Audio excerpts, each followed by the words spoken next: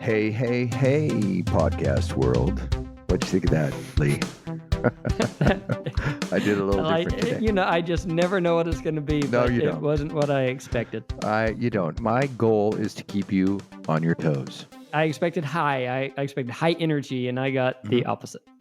Well, That's okay, though. it's the FNO InsureTech podcast team again, coming to you on Podcast Friday. It is. Happy Podcast Friday. Rob Beller talking to you from Sacramento. And Lee Boy talking to you from Waco, Texas. Wow, the home of Magnolia. Yeah. And we're here today with a really cool guest and kind of continuing our exploration of InsureTech accelerators, Mr. Joe Kirgues from gener8tor. Yeah, Joe is going to be a good conversation today. We're going to get to learn all about what he does with gener8tor, and then we'll get to learn about maybe another couple of ventures that he's a part of, I hope. And then a lot of our conversation will, I assume, go to OnRamp with the conference that's coming up in April. Right. And that's really what made us reach out to Joe was the OnRamp Conference. And for those of you who don't know, check it out. I believe it's onrampconference.com. The OnRamp Conference is an InsureTech, one-day InsureTech intensive festival that comes to it from all directions of the ecosystem. And we ensure you to check it out. I'm sure Joe will want to talk about that today, as well as gener8tor, his company that he founded in general. Yeah, no, I'm very excited about that. Yeah, me too. So, as my friend Lee Boyd likes to say, without further ado, let's go into our interview with Mr. Joe Kirgues from gener8tor. We are here with our guest today, a very special guest coming to us from Wisconsin, I believe, Joe Kirgues from gener8tor. Hi, Joe. How you doing? I'm well, thank you. It's nice to talk to you. Was I right? Are you in Wisconsin today? I'm in beautiful Wisconsin, where it's sunny and it's somewhere in the 40s. So it's, for us, a successful day. Okay. Probably not for long. Yeah. So, Joe, let's start by having you give a quick introduction to gener8tor, the company that you co-founded. 30 seconds or a minute or two on what gener8tor is and what you guys do. Absolutely. So we founded gener8tor 7 years ago. And our mission is we want to be the best platform for a community to invest into its best and brightest. And a shorthand way of putting our mission is locals investing in locals. And to support our mission, we built a store with 4 products. The first product and the one that shares our brand, and frankly, because it's all we thought we'd ever build, was our accelerator. So we built the gener8tor Accelerator, which is a venture fund that operates through a 12-week accelerator model. And we've run over 15 of these cohorts in the last 7 years, where we get a kind of 3 windows: a recruiting window. So we're currently getting about 1,000 startups that apply for 5 startup investments. Accelerator window, where we invest community, mentorship, network, experience, social proof, in addition to financial capital in exchange for 6 to 7% of the companies. And work with them to help them advance as far as they could, hopefully in the course of a year during those 3 months. So it's very concierge. And hopefully it's hyper efficient in terms of identifying what resources the founders need to create a stock market increase of 2 or 3 or 4x, and then using our network to try to capture that advantage. We also built out 3 other products. So we have a GBeta product where we work with universities and corporations to help increase the quality and quantity of new startups in a community, as well as corporate group, Project North, where we have 48 corporations that pay $20,000 a piece that we're working with to help them advance through innovation, venture capital, and M&A. And that's what houses, frankly, the OnRamp Conference, which I anticipate we'll be talking more about, where we have an OnRamp insurance event around InsureTech in just a few weeks.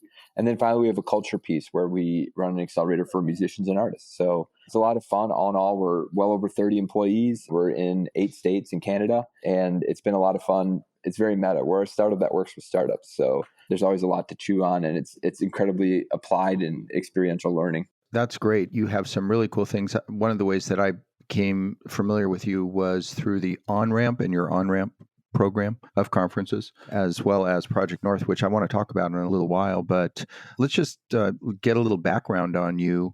You're an attorney, right? Yeah, I try to hide that.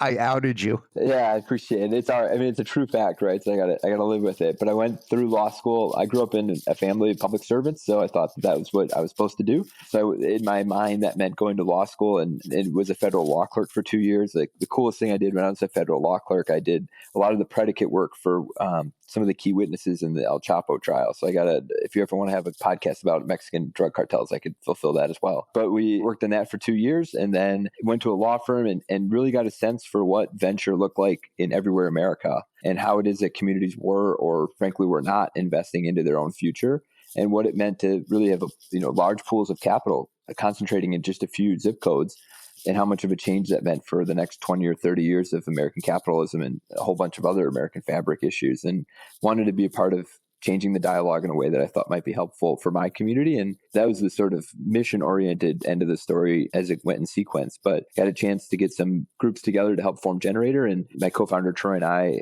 working on it for the last 7 years. And no one said it'd be easy. No one said it'd be this hard. It's a lot of work, but we also have a ton of fun. So we're grateful for it.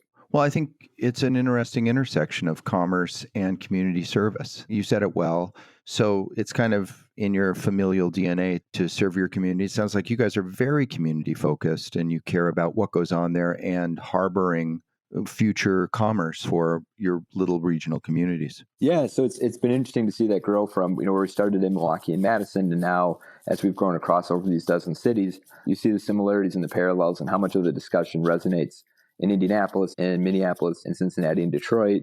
And you realize how much we all had in common and how much that shared sense of purpose, as well as that shared economy of scale, can be used to benefit each of us in a way that if we were disaggregated, it wouldn't be possible. So it's been really interesting approaching the challenge of being a for-profit solution to a for-profit problem, and then doing it in a way that, is operating in multiple markets. There's offered a lot of unique perspective, and I know it's benefited us and also challenged us continually. But I think the part of the job that's been the most inspiring is you see all these incredibly bright and creative people every 3 to 6 months, and you realize just how much capacity every one of our communities has and how much of a responsibility that we have as investors in them to make sure that they reach their full potential. So it's a topic I love talking about and something that's been a really big part of our day-to-day activity. Yeah, I love that. I love the part about locals investing in locals. I think that's a really neat thing. You talked about the newest venture, it seemed like, was actually investing in musicians. Is that what I heard? Yeah. So we created a program called Backline in Milwaukee and Fellowship.art. And Backline focuses on accelerating musicians and Fellowship.art on accelerating visual artists. And it's been incredibly rewarding. And getting a chance to work across these different creative groups, you realize it's really surprising how much of what they do is so similar to what a startup founder would engage in, and taking an idea in their mind and expressing it to create something larger than themselves. That DNA really is unique to creativity much more than it's unique to genre. And I think that's been fun to see. That obviously there's different challenges in each component of it, but the part that at the end of it, across all three, that we really try to reach is that they feel like we're the best partner in helping them pursue what their passion is. And so much of it feels the same across those three different categories.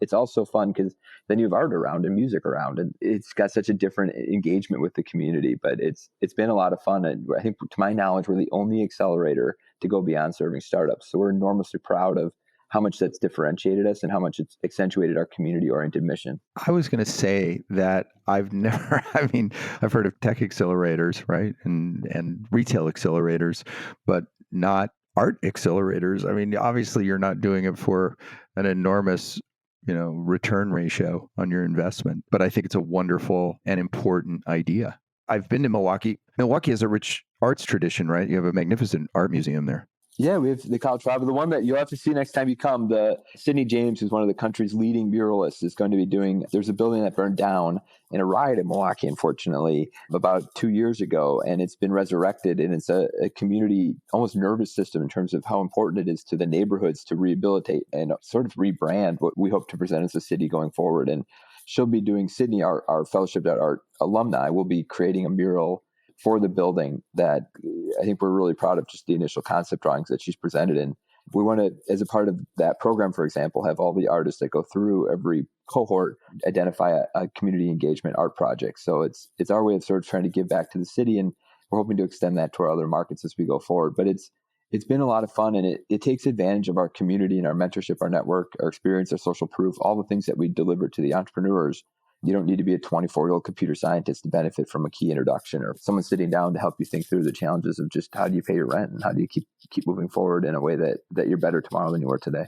Right. I wasn't planning on pursuing this, but it makes me wonder, you must have vision for the future in this too. I mean, even maybe beyond visual art or music, yes, into other areas. I mean, like you're saying, every aspect of commerce or creative endeavors can use this kind of assistance and support, right? Yeah, the way we've been presenting our accelerators, my joke is that we skin accelerators like ragu skin spaghetti, that we believe there's a lot of different flavors that you can do. And as passionate as people are about having, chunky garden vegetable, that we hope they're as passionate about supporting film or fashion or culinary in their community. So I don't know, if you had told me 7 years ago when I was finishing my clerkship that I'd be involved in a program that helps support artists and musicians, I would have told you it was equal odds I'd get dropped on top of a mountain. But it has been so incredibly rewarding. And we encourage every community to think of the challenge for the next 15 to 20 years that as the creative industries become more and more important and kind of the least commoditized component of our community's economy, is our community the most passionate about investing into its best and brightest, just its own, much less others?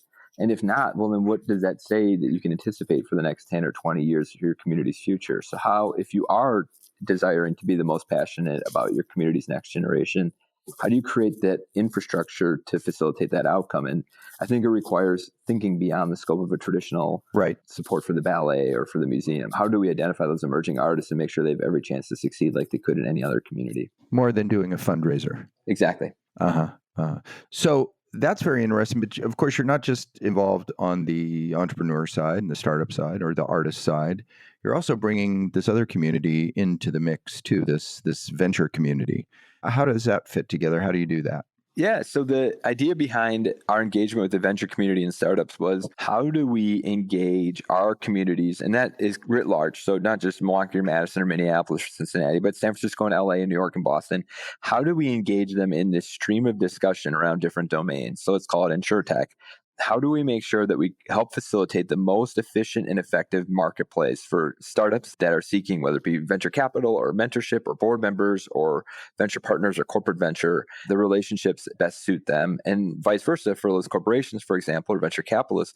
How do we make gener8tor the most efficient way of connecting with startups? That's within the context of our daily startup activities, but also in the course of our corporate programming, a really front and center piece of focus. And to facilitate that, my co-founder Troy and I, we went to a conference about maybe 4 years ago or 5 years ago, and we saw all our startup founders there, and we saw the same 10 or 15 people presenting.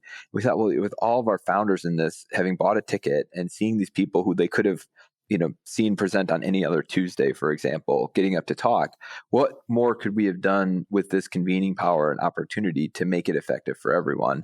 And we sat down and I think we were frankly almost sort of, I don't want to say complaining, but just disappointed with the day.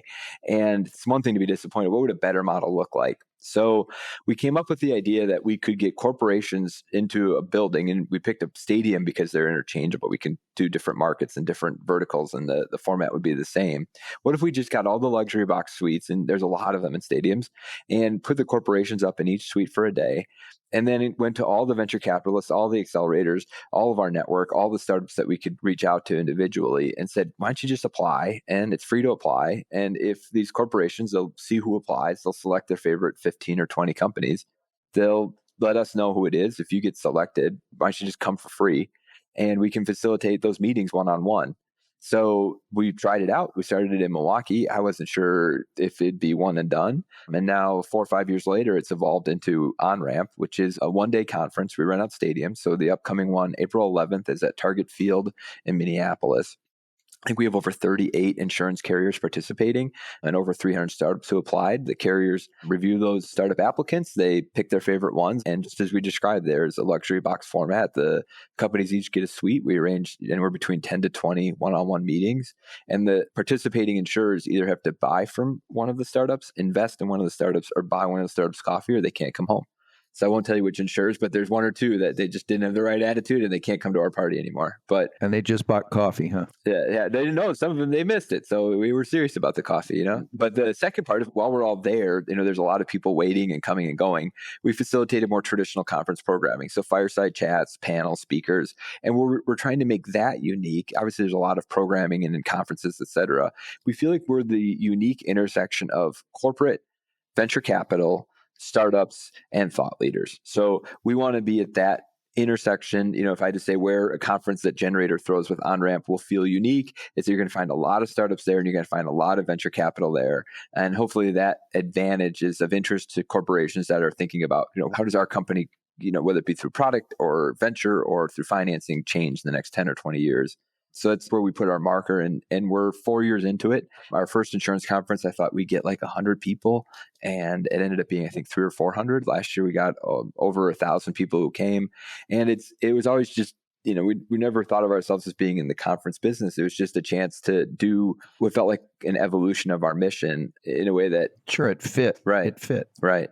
So we're really proud of it. It's something that we built from the ground up. We're not, if you looked at kind of the existing players in insurance, we wouldn't have been on the list 4 years ago. But we're excited to have an event that, I know has created tens of millions of revenue and financing for startups and facilitated key relationships for insurers. And we don't know where it goes, but we know every year we seem to get everyone coming back again. And it's become a sort of family for us in the last 4 or 5 years. And I'm grateful for it. Well, that is great. I went last year. I went to OnRamp last year, and I wasn't really sure what to expect whenever I got there. It was in Chicago, and it was a great conference.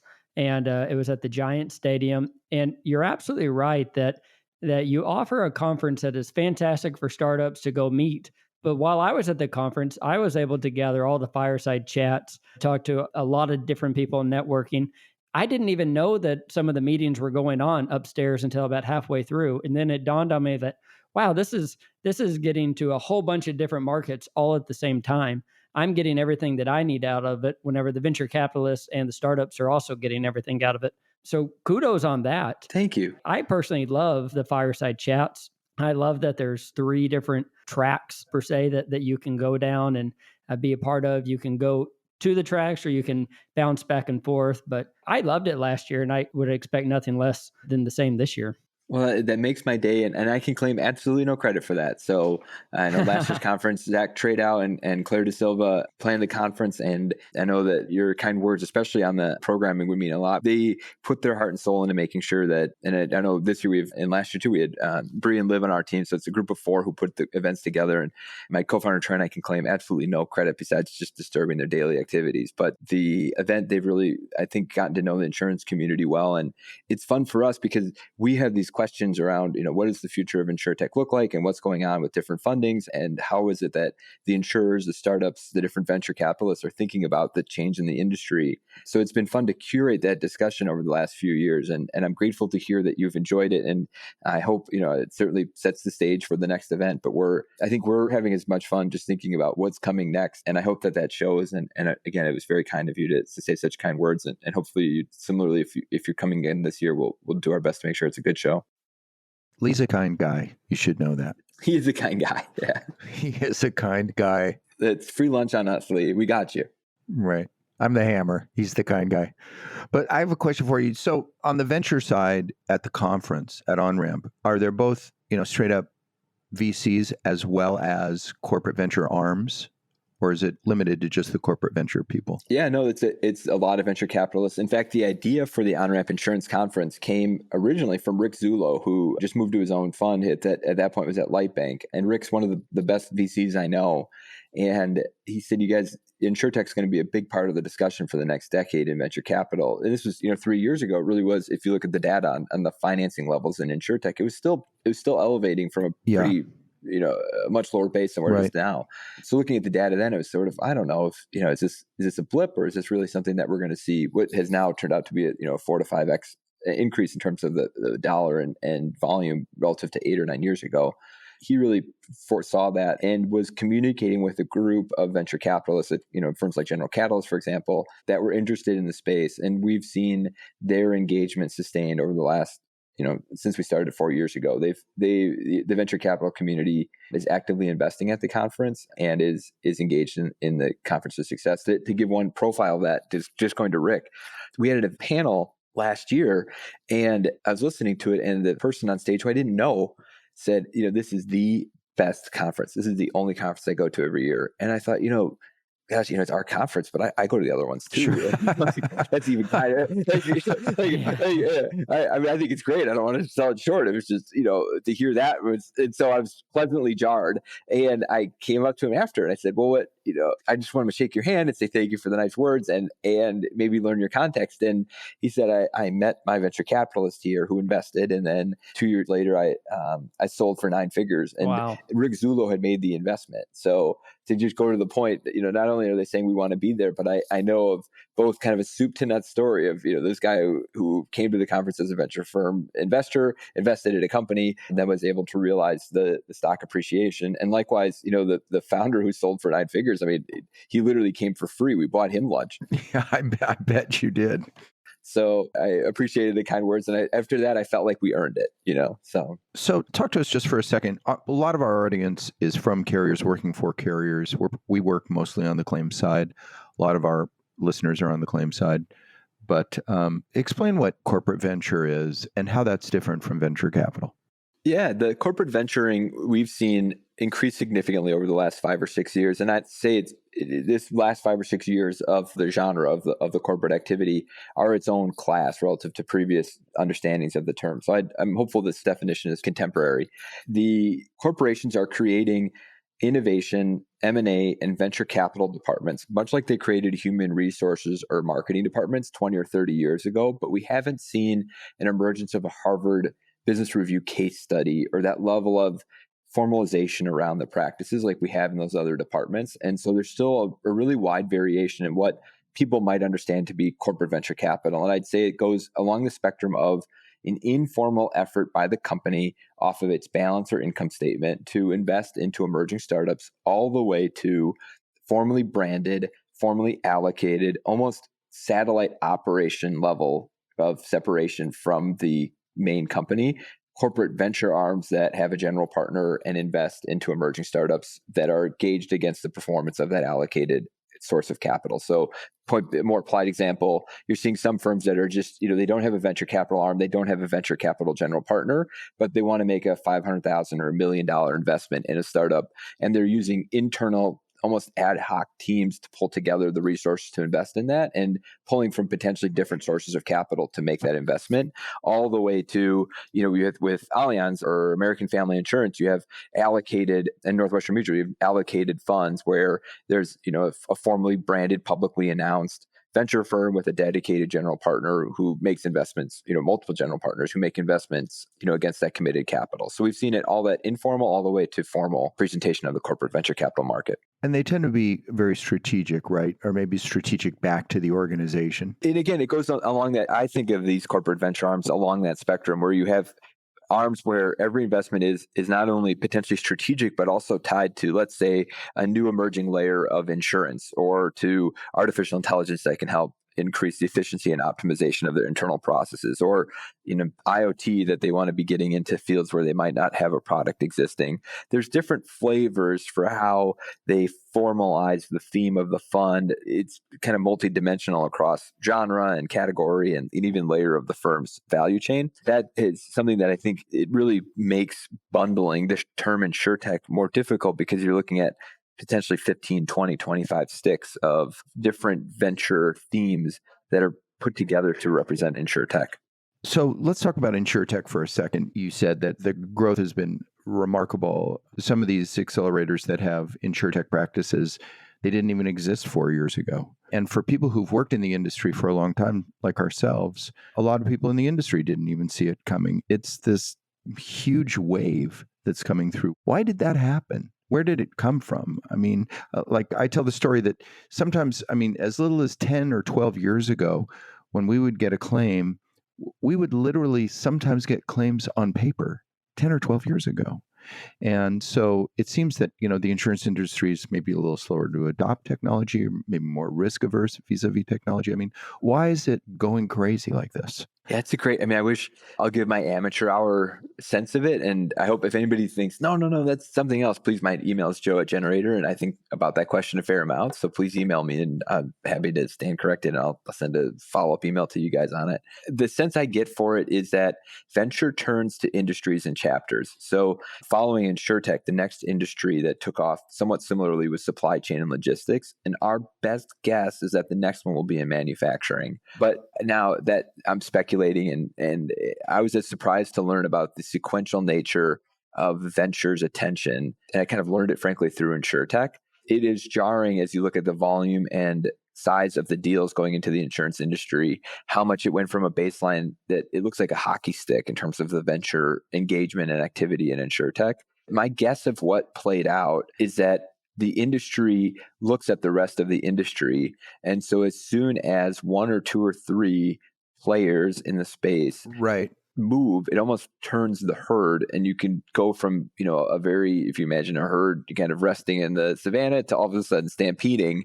They can go in that sense of change where the InsureTech herd felt like it was just sort of at rest, and then all of a sudden started stampeding, and it was following the lead of two or three players in the market who had a sense that because of a series of contextual changes in technology and distribution, it was time to begin thinking about what the next generation of their business model looked like. That's my guess on how the industry suddenly went from so, I don't want to say cold, but relatively flat to suddenly volatile in terms of the volume. Right. And if I had to guess, it's probably reached somewhat of a, I don't want to say flat line, but it's reached the new status quo for, who knows how long it'll last, but for the indefinite, next 2 or 3, 4, 5 years, I anticipate we'll stay about this volume of venture activity, in part because the herd has moved and now we have new infrastructure and new firms and new committed capital, and the pace of digital change isn't slowing. So that's my guess on what it occurred. And if I had to say who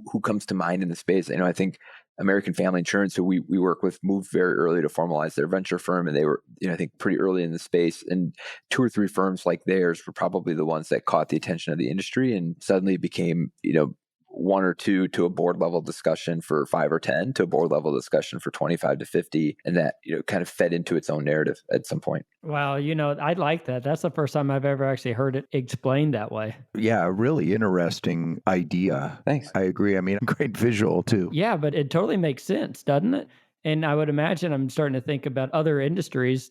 Yeah, I would imagine that the historics work out that way. Wow. So, give us a little insight. What are companies interested in purchasing or buying or investing in? Are there certain items or certain things in the InsureTech world that are more popular than others? And this goes a little bit to your previous question. The insurers are operating off of balance sheet assets, where a lot of the different industries are really more income statement, or the capital expenditures is more in the physical plant assets and less in a sort of commodity pool of cash that can be moved from one line in a balance sheet to another. So we're seeing the insurers actively investing at a pace that's sort of unrivaled in the parallel industries, which makes the answer to your question much wider than it would be in different contexts, because you have everything from sort of the data layer of gathering to, artificial. And so it's connected things and drones and claims technology, things that help improve the insurer's ability to consume data and informing its activities, to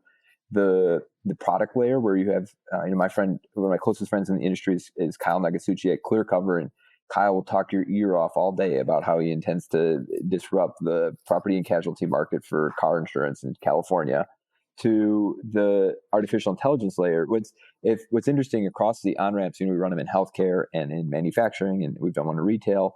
The most consistent outcome for an on-ramp conference when the companies receive the list of applicants is that the artificial intelligence companies rise to the top. So the commonly requested meeting is with an AI-enabled startup. And I think it speaks to where I think the easiest point of entry for an insurer to begin engaging with InsureTech is across the data lakes that they're increasingly putting together inside of their company, and the legacy systems that, some SAP implementation left in place 10 or 15 years ago, that they know that there's, just implementing a 20 or 30 mile an hour artificial intelligence solution is as much about putting the data in as it is about figuring out what to do out. And so we think that that's still another 24 or 36 months of, sort of the easiest point of entry for an insured to begin engaging with InsureTech. But it's that wide in terms of, connected doorbells to AI.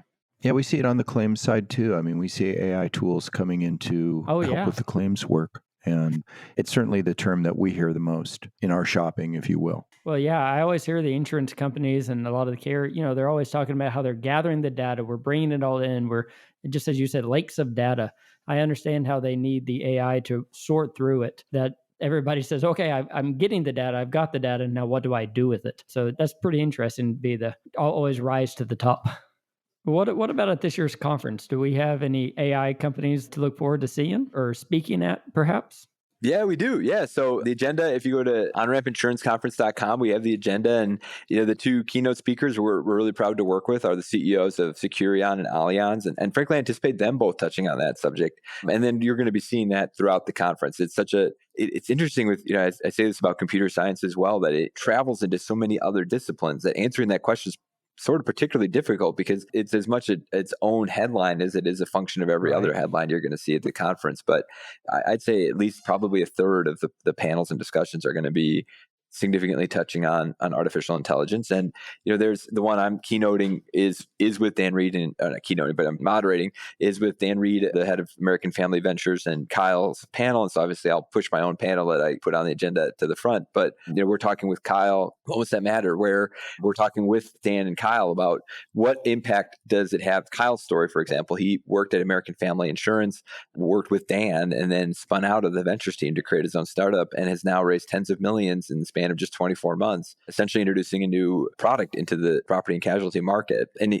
I can talk with him without any trouble about using artificial intelligence to better understand his pricing. So it tells you how frictionless the introduction of artificial intelligence into the business model of almost every part of the InsureTech stack is right now. Right. Which makes it less scary, less threatening, less intimidating, less of a big project. Right. And on the flip side, it's like, man, where does artificial intelligence go in the next 24 to 36 months? It's the way Kyle described it to me is it's not going to be like a bus pulling up to pick you up and then driving slowly away. It's going to be like a speed train that, it's behind you until it's in front of you. And so I think that really speaks to how top of mind the AI discussion has become, at these insurers within their venture investments and certainly within the broader venture community. One last question on OnRamp. It's one day. That's aggressive. Why is it only one day? It's partially for all of our mental health. That's a great answer. Yeah, hopefully I'm in good company and we can all self-deprecate a little. My joke to everyone else is if anybody ever wants to watch paint dry, they should come to our insurance event. So we try to keep it, we try to put as much of the really great content in there in those 5 or 6 hours that engage people. And so it doesn't begin feeling more stretched out. The second part is it's a really great concentrating tool so that we can get, especially the startups, if you're going to a 2, 3, 4 day event, it's harder for a startup to carve out, 2, 3, 4 days. Again, the center of gravity for us in introducing the conference was to be the best community of startups that we could pull together to present to the InsureTech community. And so that one day format really lends itself to it. And then we do a VIP dinner the night before. So if you register and you're interested, please let us know and we'll leave room and we'll gladly make the opportunity available. But it gives us we come together and it facilitates a wide audience coming in. And after 4 or 5 years, we've all gotten to know each other. So it feels like about the right amount of time to catch up and see each other and see what's going on, but also not kind of disturb the workflows of everyone at the event. So I love the format. It does, offer a point of contrast, I know, to some other programs, but if anybody gives it a try, I think they'd enjoy it. That's really pretty funny, your comment about watching paint dry. It is pretty interesting. I hadn't thought about it before that people could go to an insurance conference and probably, for the most part, really geek out and get really excited. And there's very high energy. Like we're at InsureTech at ITC this year. And I mean, the energy was super, super high. It's an insurance conference, folks. But if you're inside of it, it's one view. Yeah, we were joking with Jay about it. I think they had Pete Rose signing baseball. Did, yeah. Man, I don't know how we compete with Pete Rose signing a baseball, And it's very experiential, which we know that those guys, and we jokingly tell them that they can be homecoming and we'll be prom, and that's fine. There you go. Everybody has a role. Yeah, and part of it, I think, is part of it. Just frankly, if I had to confess, some of it is personality of Troy and myself, our company, and probably we've infused it a little bit too much into the product itself. Is we're very functional. And we have a goal, we have a mission with the event. It's that connectivity and the networking side of it. And we're Midwesterners. As we were joking, we wear flannel, and it's got that part of our personality built into it. So we will not, unfortunately, be having Pete Rose signing baseballs, but it's still, if you give it a try, it's very product heavy and very technology. And as I said, startup and venture and corporate focus. So I think it does a really nice job of owning its lane. But I'll confess, again, going to that high energy part of it, it's something I think we try to build a little bit more into. And, my joke is we run an art program and our walls have no art. So it really, I think it speaks to the generator ethos, which is it's a hustle house. And what can we do in a short amount of time to create the most value? And we want to be upfront with the brand and the position on it, but we do have some fun. So I don't want to write it all off, but no Pete Rose. No, I loved it last year, but also you got to think, right? It's the stadiums that bring a lot of fun to it anyway. So it's a great venue. I have one last question I want to ask you before we go, and that's about something that you touched on very briefly, but that's Project North, which I read about on your website and I've heard about, like I said. Well, you gave us a quick preview on Project North. That seems like a really valuable thing. And I mean, not only do you guys meet, you travel together to take trips. I mean, it sounds like kind of a club of like-minded people. Yeah, thanks. Yeah, I'm glad. Thank you for the question. Yeah, we started, and it really is a partner entity to OnRamp. We started 4 years ago. The idea was, hey, could we create a group for this emerging corporate venture and innovation and venture and M&A practices to get together for those peer learnings? And what more could we offer beyond pure learning? So we thought, well, these corporate partners, they want to see startups. Well, let's create a format like OnRamp to do that. But what they want to meet other ecosystems. So it started off as one trip a year for Badgers on a plane when we were 4 corporations in Wisconsin. Okay. Now we're 48 participating Project North members across 8 states. And we've renamed it to Executives on a Plane. So our corporateness is coming out. But the idea is we go on these trips where we tour ecosystems. So we just did Austin, where we went and met the InsureTech ecosystem there. We met with the South by Southwest programming team. We met with the different startups and venture firms. We did Boston MIT Media Lab and Bain Capital and Accenture. There's really 2 points to those trips. It's a great way to meet these markets. And then second, it's a great way for the members to get a chance to know each other outside of traditional context. But as a result of the on-ramps and the quarterly dinners and the trips, that's become a group of friends that is fun to work with. And then for us, the benefit is, as we're building this OnRamp insurance program with Allianz and Securian, when a company comes in to work with us, that exposes them to a range of, I think we have over 12 insurers in the group, but we also have 10 manufacturers and companies like Boston Scientific and Harley Davidson and Capital Records. It gives us such a backbone to help support our companies. So I'm personally grateful to all the members. And you'll see that, for a lot of the insurers who are coming to OnRamp, those are insurers who we now have developed year-long relationships with through Project North. And it's been a lot of fun. And frankly, I think if I had to write a book about it, I'd say the biggest learnings for me have been how so many of the discussions across industries are the same discussion in a different wrapper. And that's been fascinating to see. Isn't that interesting? That's a great piece of learning, isn't it? It's, a manufacturer and an insurance venture capitalist talking together would, I think, find far more in common than they might ever anticipate. And it's been fun. It's been fun to see that exact discussion. So real learning. Yeah. It's like my grandfather used to say, business is business. And I think he's right. But because next week we're going to have Ted Stuckey on the program from QB Ventures. Well, I have a wonderful Ted Stuckey story. Oh, please tell. We had an associate who worked at Generator, and we offered him a job. And he said, I'm so honored, and I have to turn it down because I'm going to pursue my lifelong dream in music. And I thought, I had no idea you even played music, much less that you're going full time. But I'm thrilled, and I was surprised, but he was clearly passionate about it. And it was good to see him pursuing his passion. And that was that. He moved on and didn't hear from him until Ted called. And Ted said, I've been listening to this musician all day, and I looked him up, and he worked at Generator. And I said, you got to be kidding me. And he said, have you heard of Young Gravy? I said, I have not heard of Young Gravy. And it turned out that our young associate turned into a sort of hip hop star called Young Gravy, which is a bit of a parody. But he's turned into a legitimate artist with a big following, and Ted's a fan. So when you talk to Ted, he was the one who identified that he's the Young Gravy fan. And I would be just thrilled to listen to your podcast and hear Ted get a chance to talk about his appreciation for wonderful music. We'll have to do a little homework on Young Gravy. We're going to have to look that one up. Full disclosure. Yeah, I promise you, if you guys take a look, and if any of your listeners take a look, I anticipate they'll have a good sense of humor about just how our quiet, low-key associate became a national celebrity is as shocking to us as what they might see, but it's been, tongue-in-cheek, a lot of fun, and Ted had a lot of fun with it. So I thought it might be a good way to get him talking and maybe a little out of his comfort zone. That's a great story, and I just want you to know, I can say this definitively. We've done, this is maybe the 25th or so episode that we've done, and it's the first time that Young Gravy has ever been mentioned by name. So we appreciate that. That's true.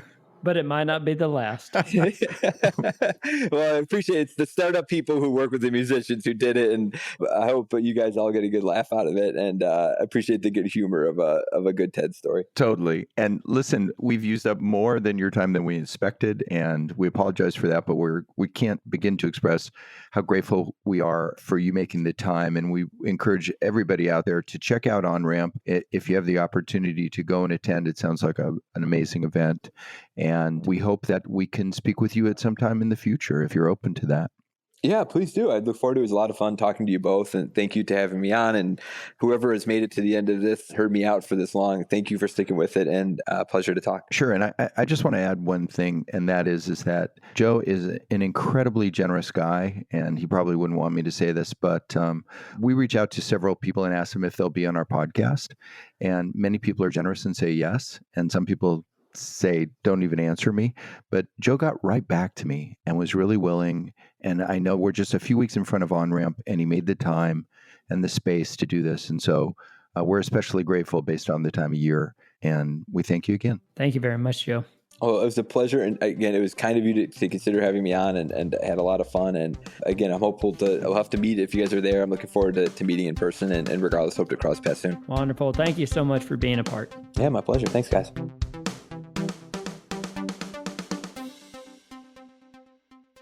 What a generous, nice man he was. Just a genuine, nice guy.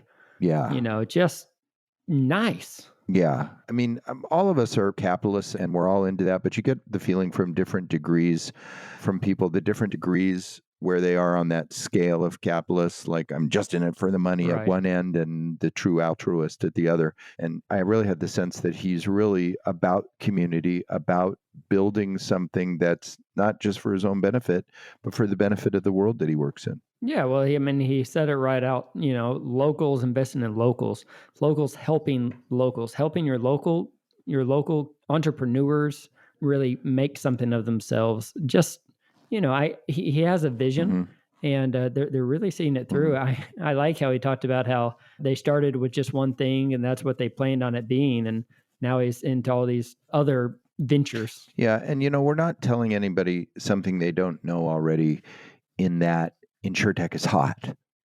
It's white hot, right? Yeah.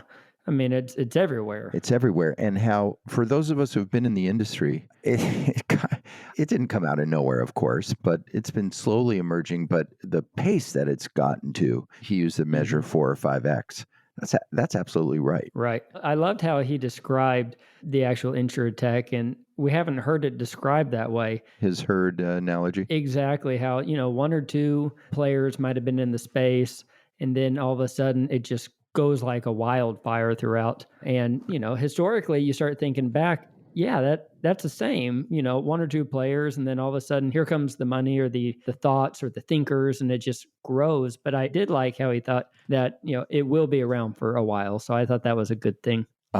Yeah. Fascinating program. They have lots of things going on, not the least of which is OnRamp. Yeah. OnRamp, I really enjoyed it. In fact, it was, I guess it was 2 weeks ago, you had asked me, what did I like about OnRamp last year? And, I really had an opportunity to think about it. And I like how it's, one day, it's a quick in, quick out. I liked how I was able to go as somebody who wanted to learn about AI and about different paths and what insurance companies are doing. I was able to sit through these fireside chats and learn from some of the most interesting people. Ted Stuckey is one from the QB's venture side. Adam Kostecki with Amica was there. I was able to hear him, and their lectures and discussions that they had actually stick with me 1 year later. So, I think you can go and learn a lot of stuff that you're going to take with you for at least a year or more to come. Right. We're super grateful to Joe for being with us today. And we can't encourage people enough to check out OnRamp and to attend. I mean, it doesn't, you certainly, as you said, you don't have to be on the venture side to get a lot out of it. You don't. And, OnRamp's coming up April 11th. It is there in Minnesota at the Target Center in Minneapolis. And, I recommend giving it a look. Okay, podcast world, we thank you for being with us once again, and we're going to give the airwaves back to you now. And until next time, maybe they can go on and listen to some Young Gravy. Maybe they can hear some Young Gravy. That's what we'll be listening to. That's right. And you all have a good week, and we'll see you next week. Bye, everybody. Gravy make a splash like Pippin.